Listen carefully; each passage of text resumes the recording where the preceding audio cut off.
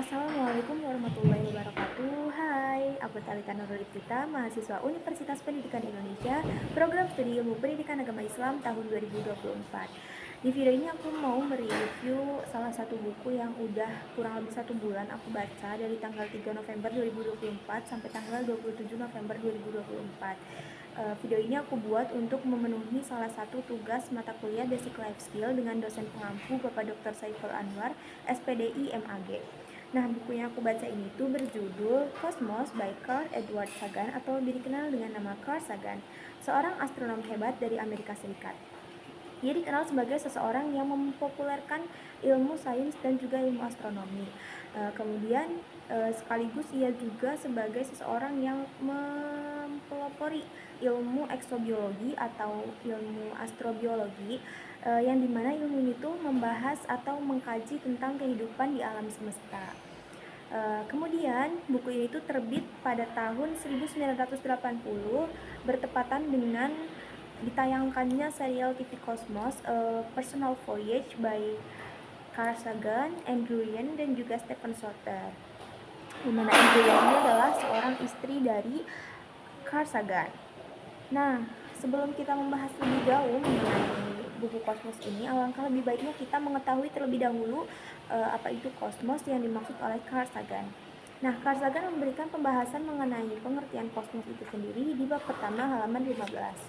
Di situ Carl menjelaskan bahwa kosmos itu berasal dari bahasa Yunani yang artinya keteraturan, yang memiliki lawan kata chaos atau ketidakteraturan. Kata kosmos ini menyiratkan keterkaitan yang mendalam antara segala hal. Jadi kata ini juga mengandung kekaguman dan juga kekaguman terhadap tatanan alam semesta yang rumit dan juga rinci. Namun Carl berusaha untuk menyederhanakan pembahasan tentang kosmos yang rumit dan juga rinci ini. Tapi walaupun Carl sudah menyederhanakan penyampaiannya, namun ada beberapa hal yang membuat aku kesulitan untuk benar-benar memahami buku ini dalam waktu 1 bulan. Jadi butuh waktu 2 atau 3 kali lagi untuk membacanya agar benar-benar memahami isi dari buku ini.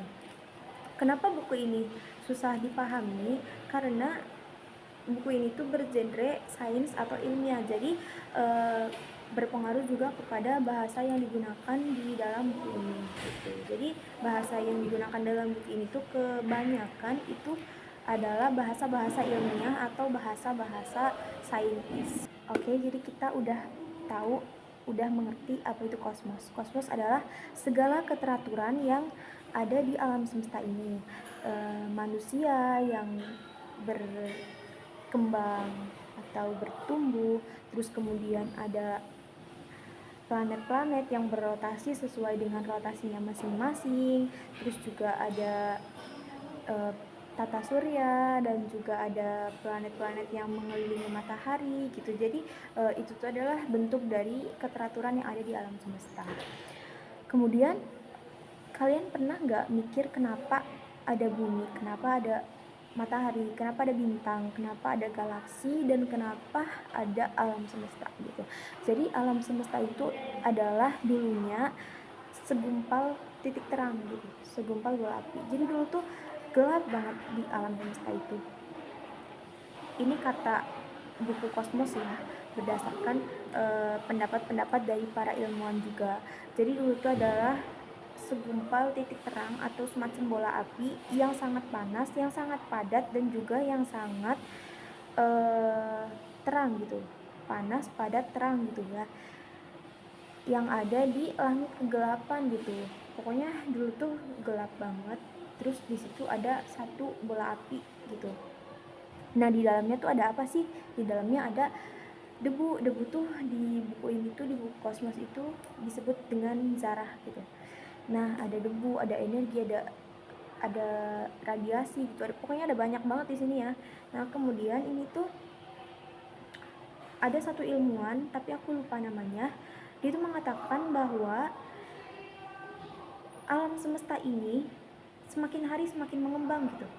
Nah, dia menyimpulkan bahwa jika semakin bertambahnya waktu semakin mengembang, maka jika ditarik ke belakang, ditarik mundur gitu, berarti alam semesta tuh dulunya sangat kecil gitu, menyusut gitu, sangat menyusut.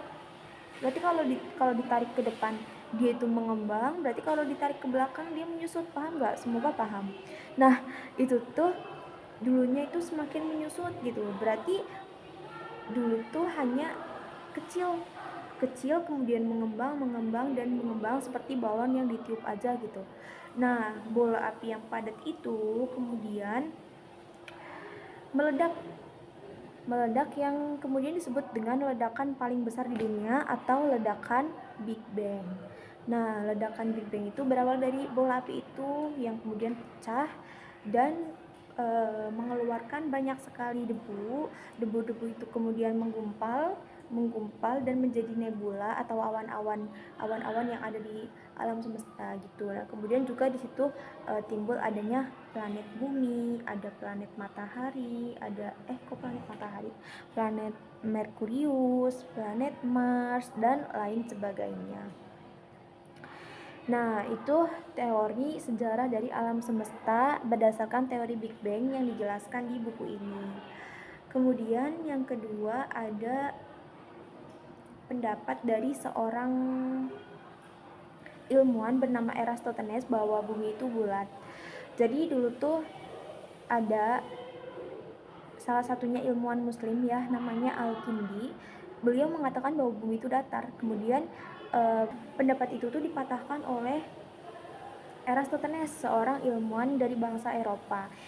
Nah, dia tuh meneliti dengan hanya bermodalkan tongkat dan juga kaki, terus mata dan juga tangan gitu, sama perhitungan sederhana gitu. Nah, jadi dia tuh, kata Eratosthenes, tongkat yang ditancapkan di sini itu menghasilkan bayangan, sedangkan tongkat yang ditancapkan di Alexandria itu tidak menghasilkan bayangan. Nah, dari situ dia menyimpulkan bahwa bumi itu bulat, karena jika tongkat yang ditancapkan di sini dan di sini, bukan pokoknya tulisannya SYNEY, di sini itu tuh ada bayangan dan di Alexandria juga ada bayangan, maka dapat disimpulkan dengan cepat bahwa bumi itu datar. Tapi nyatanya di sini ada bayangan, tapi di Alexandria tidak ada bayangan gitu. Jadi di situ dia menyimpulkan bahwa bumi itu bulat. Nah, untuk membuktikan penelitiannya, dia mengukur jarak dari Seine ke Alexandria. Nah, jadi tuh menghasilkan, perhitungan tersebut tuh menghasilkan keliling bumi sama dengan 40.000 km, dimana ketika diukur dengan metode yang modern, yang lebih modern menggunakan alat-alat digital, bahwa keliling bumi itu adalah 40.000, berapa sekian. Jadi perbedaan yang sangat tipis itu, berarti keren banget Eratosthenes itu. Dengan alat-alat yang sederhana dan juga hitungan yang sederhana, dia bisa menghasilkan perhitungan yang tidak jauh berbeda dari perhitungan yang akurat gitu. Sebenarnya ada banyak banget yang ilmu-ilmu yang bisa aku sharing ke kalian, cuman ini aku cuman nanti di part 2 ya, tunggu aja aku mereview buku Kosmos lagi. Bye bye. Wassalamualaikum warahmatullahi wabarakatuh.